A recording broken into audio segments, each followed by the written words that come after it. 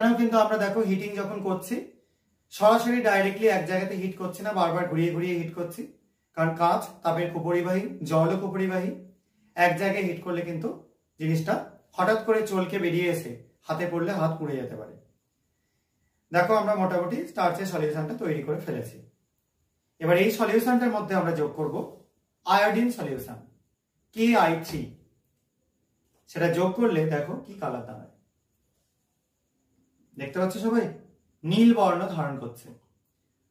ঠিক আছে, starch iodide তৈরি হওয়ার জন্য, এটা একটা কমপ্লেক্স বা জটিল লবণ, এটা তৈরি হওয়ার জন্য দেখো নীল বর্ণ ধারণ করছে। সবাই নিশ্চয়ই কালারটা দেখে বুঝতে পারছো, খুব ডিপ নীল একটা কালার চলে আসছে। এবং যদি আমরা একটু সামান্য হিট করি দেখো কি জিনিসটা দাঁড়ায়।